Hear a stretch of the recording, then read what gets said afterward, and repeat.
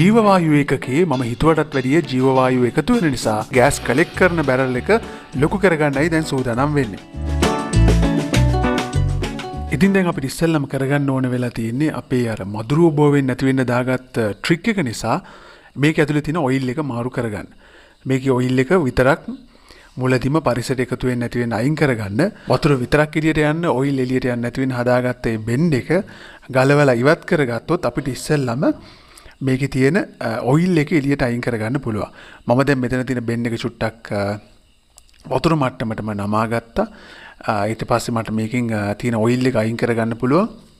නමුත් ලේසියෙන්ම අපිට අයින් කරගන්න පුළුවන් බෙන්ඩ් එක අයින් කරලා දැම්මට පස්සේ අපිට මේ වගේ මේක ඇතුලේ තියෙන ඔයිල් එක ඔක්කොම ටික අයින් කරගන්න පුළුවන්. මේකේ වතුර අයින් කරන්න කලින් මම දැන් කරන්න යන්නේ මගේ ලීටර් 80 බැරල් එක මේකෙන් ඉවතට ගන්න. ඊට කලින් මම මේකේ තිබ්බ ඔයිල් එක අයින් කරගන්න හිතුවා. මොකද නැත්තම් ඔයිල් හැමතැනම ගෑවිලා මේක කරදරයක් වෙන නිසා. දැන් ඉතින් අර පැත්තෙන් බටේ අපි හදාගෙන තියෙන නිසා අපි මේ පැත්තෙන් වතුර එකතු කරගත්තොත් ඉස්සෙල්ලාම එළියට යන්නේ තෙල්. හැබැයි මේ ඇටවුම අපි හරි විදියට අපි කලින් හදාගත්ත විදිහටම තිබ්බොත් වතුර දානකොට එළියට යන්නේ වතුර විතරයි. ඔයාලටත් මේ විදිහට බයෝගෑස් කලෙක්ටර් එක එහෙම නැත්නම් බයෝගෑස් එකතු කරගන්න යුනිට් එක හදාගන්න හැටි බලා ගන්න ඕනේ නම් මේ ඉහත තියෙන දකුණු අත පැත්තේ ආයි අකුර ක්ලික් කරලා මේ වීඩියෝ එක බලන්න පුළුවන්. මම කලින් හදලා තිබ්බේ ලීටර් 200 කලෙක්ටර් එකක්. දැන් මට ඒක මදි නිසා මම ලීටර් 500 වතුර බැරල් එකක් ඇතුලේ ලීටර් 200ක් කැපැසිටි එකක් තියෙන බැරල් එකකට ගෑස් එකතු කරගන්නයි හදන්නේ. දැන් මම මේ ආකාරයට ඔයිල් එක ඉවත් කරගත්තට පස්සේ ඊළඟට වතුර එන්න පටන් ගන්නවා. ඉතින් දැන් මේක පරිසරයට අහිතකර වෙන්නේ නැහැ. මොකද මම ඔයිල් එක එකතු කරගත්තා. මොකද මම හරි ආසයි මගේ පරිසරයට අපි හිතකර විදිහට ජීවත් වෙනවට. ඉතින් දැන් මේ ටික ඔක්කොම ඉවර කරගත්තට පස්සේ ඉතා වැදගත් දෙයක් තියෙනවා අපිට දැනගන්න සහ කරන්න. මොකද මේ ගෑස් ජෙනරේට් වෙන බැරල් එකකින් යන ගෑස් ලයින් එක අපි දැන් කපන්න ඕනේ. කියන්නේ ඒක විසන්ධි කරගන්න ඕනේ. නමුත් අපි ඉස්සර කතා කරලා තියෙනවා මේ ඩයිජෙස්ට් එකේ එහෙම නැත්නම් ගෑස් නිෂ්පාදනය වෙන බැරල් එකේ තියෙන්නේ අපි අර හරකගේ උදරයේ ආකාරයට කියලා. ඒක නිසා අපි මේක ඇතුළට උලන් යන්නේ නැති වෙන්න මේක ඉස්සලා වහ ගන්න ඕනේ. ඔපරේෂන් එකක් කරනවා වගේ තමයි. බඩවැලක් කපනවා වගේ වැඩක් තමයි අපි දැන් කරන්න යන්නේ. මේකෙදි ඔයාලා මම අර පෙන්නුවා වගේ වතුර බෝතලයක් ලෑස්ති කරලා තියාගන්න. මොකද අපිට මේක කපලා ගොඩක් වෙලා තියන්න බෑ. ටික වෙලාවක් අපි වහලා අපිට මේක වහලා ගොඩක් වෙලා තියන්න බෑ. මේ ආකාරයට වෝටර් බබල් එකක් අපි හදලා ඒකට දාලා ඊට පස්සේ අපිට ආපහු වෑල් එක ඕපන් කරන්න පුළුවන්. සාමාන්‍ය විදිහටම නිෂ්පාදනය වෙන ගෑස් එළියට යන්න. නමුත් පරිසරයේ තියෙන වාතය නැවත ආපහු අපේ ඩයිජෙස්ට් එකට යන්නේ නැති වෙන්න මේ විදිහට වතුර එකක් අපි තියාගන්න ඕනේ. ඒකෙදි ඔයාලට පේනවා ඇති නිෂ්පාදනය වෙන ගෑස් බුබුලු මේකෙන් එළියට යනවා. නමුත් පරිසරයේ වාතය යන්නේ නැහැ. දැනට මේ ඔපරේෂන් එක කරගන්නකන් ටෙම්පරරි මෙහෙම තියලා තමයි අපිට ඊතුරු වැඩ ටික කරගන්න වෙන්නේ. දැන් අපිට පුළුවන් ගෑස් කලෙක්ටර් එක මෙතනින් අයින් කරගන්න. ඒකේ වැඩ ටික කරගන්න මෙයාව මෙහෙම තියලා. ඉතින් මේත් එක්කම ඔයාලා මේක හොඳට ඔලුවට දාගන්න. හදිස්සිය හරියට ගෑස් කලෙක්ටර් එකේ හරි මොන හරි රිපෙයාර් වලට ගලවන්න ඕනොත් මේ ගෑස් ඩයිජෙස්ට් එකේ එහෙම නැත්නම් ගෑස් නිෂ්පාදනය වෙන බැරල් එකේ කිසිදු බටයක් සාමාන්‍ය වාතය නිරාවරණය වෙලා ගොඩක් වෙලා තියන්න දෙන්න එපා. ඒක පුළුවන් තරම් මේ විදිහට වහගෙන තියාගන්න ඕනේ අපි දිගටම ගෑස් නිෂ්පාදනය වෙන එක කරගන්න නම්.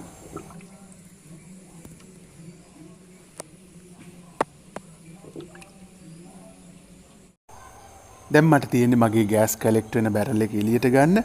එහෙම නැත්නම් අපි යටිකුරුව යොදාගෙන තියෙන බැරල් එක එළියට ගන්නයි තියෙන්නේ. ඒකෙදි ඔයාලා දන්නවා අපි කලින් මේක හදා ගන්නකොට අපි මේ වගේ වෑල් එකක් දාලා බටයක් දාගත්තා. ඒකේ ප්‍රයෝජනෙ දැන් ඔයාලට තේරෙනවා ඇති. මේ ආකාරයට මට එතකොට ඒක ඉහළට අරගෙන ඉවත් කරගන්න පුළුවන්. නැත්තම් වාතය ඇතුළට පිරෙන්නේ නැති වුණොත් මට වතුර බදලා අල්ලන නිසා එළියට ගන්න අමාරු වෙනවා.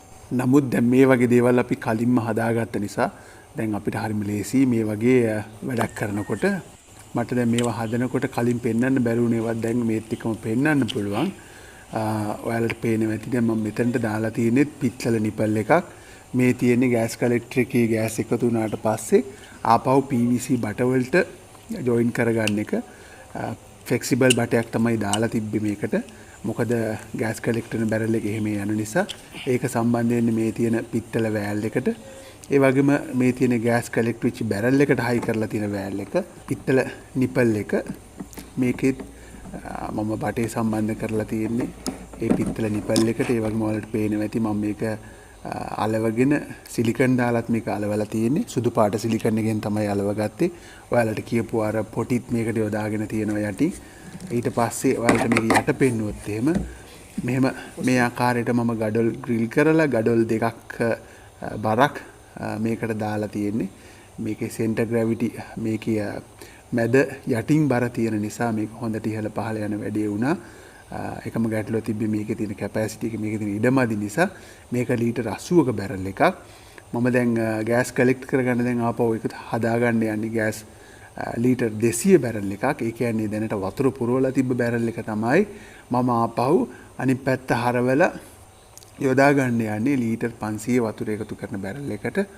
ඔයාලට මේ පේන්නේ මේ බැරල් එක තමයි මම එකතු කරගන්නේ. ඒකෙදි මේ තියෙන හිල් එහෙම මම ආපහු පොටි දාලා වහගන්න බලාපොරොත්තු වෙනවා. මේවා ටික ඔක්කොම ගලවලා ලොක්ඩවුන් කරලා තිබ්බ කාලේ තමයි මම මේක හදාගත්තේ. ඒක නිසා මම මේකේ තිබ්බ පිත්තල නිපල් ටික ගලවලා ගන්නවා. ආපහු කඩෙන් ගන්නවට වැඩිය මට ලාභයි සහ ලේසි මට මේක ආපහු ගලවලා ගන්න එක. මම මේකේ පොටි එක කපුවේ ගයින්ඩරේ. මොකද ඒ පොටි එක නැත්තම් සාමාන්‍යයෙන් අයින් කරගන්න හරිම අමාරුයි. ඉතින් මේ විදිහට ගයින්ඩරෙන් කපලා තමයි ඒක ගත්තේ. දැන් මම වතුර ටික අයින් කරන්න යන්නේ. හෝස් එකකින් මේකට වතුර ටිකක් පුරවලා ආපහු ඉතුරු කෙරවල පල්ලෙහා මේ බැරල් එකට වැඩි ටිකක් පල්ලෙහෙන් දාලා තියෙන වතුර ටික ඉවත් වෙන්න. ඒ වෙනකොට මේ වෙලාවේ පොඩි වර්ෂාවක් මේ වෙලාවේ මෙතන තියෙනවා. ඒ කියන්නේ අද උදේ ඉඳලම පොඩි සීතල දේශගුණයක් තමයි තිබ්බේ. නමුත් බලන්න තවමත් ඒ කියන්නේ මෙහෙම සීතල දේශගුණයක් තිබුණත් අද මුළු දවසම වහින දේශගුණයක් තිබ්බේ. දකින්න නැති මේ වීඩියෝ එක කරන හැම වෙලාවකම වගේ තෙත්ත තිබ්බා වැස්ස. නමුත් ගෑස් නිෂ්පාදනය වුණා. ඊට පස්සේ මම මේ විදිහට මේ වතුර පුරවලා තිබ්බ බැරල් එක එළියට ගත්තා. එළියට ගත්තාම ඔයාලට පෙන්වන්න පුළුවන් අර අපි කලින් යොදාගෙන තිබ්බ වෑල් එක වතුර තිබ්බොත් එහෙම යන්න දාගත්ත වෑල් එක ඔයාලට පේන ඇති. හැම දෙයක්ම මේ විදිහටම තියෙනවා. ඉතින් මම මේක දැන් ආපහු බට ටික එහෙම ඔක්කොම ගලවලා මේකේ හිල් ටික එහෙම වහලා මේකේ තමයි ගෑස් ජෙනරේට් වෙන්න හදාගන්න යන්නේ. මේක තමයි දැන් අපි ගෙනල්ලා තියෙන 500 ලීටර් බැරල් එක. මම අතන හදාගන්න ඉඩමදි නිසා මම මෙතෙන්ට මේ වෙන තැනකට මේක අරගෙන ආවා. ඉතින් ඔයාලා දන්නවා මේ වගේ මේක අපි කො හයිබ්‍රිඩ් බැරල් එකක්. මේක 5700යි කියලා කිව්වා මිල. හැබැයි ඔයාලට පුළුවන් නම් භාවිතා කරන්න පාවිච්චි කරපු හරි ඉවත දාලා තියෙන ප්ලාස්ටික් බැරල් එකක් මේ සඳහා ප්ලාස්ටික් ටැංකියක්. ඒක තමයි ගොඩාක්ම හොඳ. ඉතින් අපිට දැන් මේක හදා ගන්නකොට අපි දන්නවා මේ ටැංකිය වල තියෙන අවුට්ලට්ස් දෙකක්. මේ එකක් අඟල් එකමාරේ අවුට්ලට් එකකුයි අඟලේ අවුට්ලට් එකක් අනිත් පැත්තේ තියෙනවා. ඉතින් මේ දෙකම අපිට සීල් කරගන්න වෙනවා. ඉතින් මේ දෙකම අපිට සීල් කරගන්න වෙනවා. මේ තියෙන්නේ අඟලේ අවුට්පුට් එක. එතකොට ඒක වොෂ් අවුට් එක කියලා තියෙන්නේ. ඉතින් අපි මේ දෙකම ඉස්සෙල්ලා වතුර යන්නේ නැතිව සීල් කරගන්න ඕනේ. මම බලාපොරොත්තු වෙනවා මේ වොෂ් අවුට් එක කියලා තියෙන අඟලේ තැනින් තමයි මගේ ගෑස් එක ගෑස් ඇතුළට ගන්න බලාපොරොත්තු වෙන්නේ. හැබැයි එහෙම කරාට මට මෙන්න මෙතනත් වහගන්න මේකත් ඉස්සෙල්ලා එන්කැප් පැක් දාලා වහගන්න ඕනේ. අපි කොහොමද ඒ ටික කරගන්නේ කියලා බලමු. එතකොට දැන් මට මේ බැරල් එකත් එක්ක හම්බෙනවා අලුතෙන් ගන්නකොට එකමාරේ මේ වගේ ෂොකට්ස් දෙකක් අපිට මේකෙන් අවුට් එකක් ගන්න විදිහට හම්බෙන ෂොකට් එකක් තියෙනවා. ඒ වගේම තව ෂොකට්ස් ආංගලේ ෂොකට්ස් තුනක් හම්බෙනවා. අත එහා පැත්තේ අඟ වොෂ් අවුට් කියන තැනට තිබ්බ ආංගලේ ෂොකට් එකයි. ඒ වගේම තව තියෙනවා මේ වගේ ඉන්ලට් මොකද වතුර ඇතුළට මේක ගන්න විදිහට හයි කරන්න තියෙන මේ වගේ මේ පැත්තේ එහා පැත්තේ දෙකක් තියෙනවා. ඒ සඳහා දෙකකුත් හම්බෙනවා. ඉතින් දැන් එතකොට මම මේක මෙතනට සම්බන්ධ කරගන්නවා. ඔයාලට මේ වගේ ටැංකියක් මිලදී ගන්නකොට මේ මූඩිය දැන් මම මෙතනින් කපන්න සිද්ධ වෙනවා. ඔයාලා දන්නවා මොකද මගේ ගෑස් කලෙක්ටර් එක මම දැන් මෙතනින් ඇතුළට බස්සන්න එහෙම යන්න පුළුවන් වෙන විදිහට හදන නිසා මේ එතකොට ඔයාලට පුළුවන් මූඩිය මේකේ හම්බෙන ලිඩ් එක මේ මූඩිය එපා කියලා එයාලට දෙන්න. ඒකෙන් මට නැවත රුපියල් 200ක් හම්බුණා. මොකද මට මේක ගෙදර ගෙනල්ලා ප්ලාස්ටික් ගොඩ ගහ ගන්නවට වැඩිය හොඳයි මට ඒකෙන් ගාණක් අඩු වෙන එක. ඉතින් දැන් මම මේක හයි කරගන්න යනවා. හයි කරනකොට අපි මතක තියාගන්න ඕනේ දෙයක් තමයි මේ හැමතිස්සෙම මේ රබර් වොෂර් එක මගේ අත්දැකීම අනුව නම් මේ රබර් වොෂර් එක එන්න ඕනේ ටැංකිය පැත්තට. අපි මේක එළිය පැත්තට දාන එක එච්චර සාර්ථක නැහැ. මේකේ ඇතුළ පැත්තට මේ අපිට වොෂර් එක යොදා ගන්න පුළුවන් වුණොත් වොෂර් එකට බිත්තිය මෙහෙම හේතු වෙලා අපි මේ පැත්තෙන් මේක තද කරගත්තාම වතුර මෙතනින් විතරයි යන්නේ. මේ වොෂර් එකකින් හොඳට ටයිට් වෙලා තියෙනවා ඒකේ ඇතුළෙනුත්. ඉතින් අපි මේවා හයි කරගන්නකොට අපි කලින් කතා කරගත්තා වගේ මේකට ට්‍රෙඩ් ෂීල්ඩ්ස් දාන්න ඕනේ. ට්‍රෙඩ් ෂීල්ඩ් දාගත්තාම මේ පොට සවුත්තු වෙන්නේ නැහැ. සාලේසියෙන් අපිට මේක ඇතුළට තද කරගන්න පුළුවන්. ඉතින් ඔන්න දැන් මම මේක මේ පැත්තෙන් දාලා මේකේ එහා පැත්තෙන් දාන්නයි හදන්නේ වොෂර් එකයි අනිත් මේ පාර්ට් එක.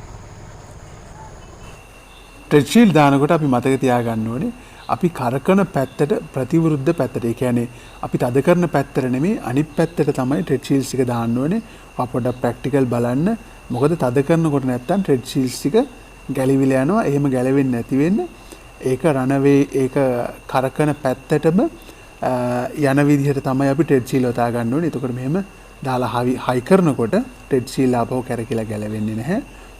ඒ විදිහට අපි මේ දෙපැත්තම ටික හයි කරගත්තට පස්සේ බලමු අපි ඇතුලෙන් වොෂර් ටිකත් හයි කරගන්න. දැනටමත් මේ වීඩියෝ එක විනාඩි 11කට වැඩි අපිට කතා කරන්න සිද්ධ වුන නිසා අපි තවත් කොටසකින් මේ වීඩියෝ එකේ ඉතුරු ටික බලමු. ඒකදී අපි බලාගමු non return valve එකෙන්ම සම්බන්ධ කරගන්න ආකාරය.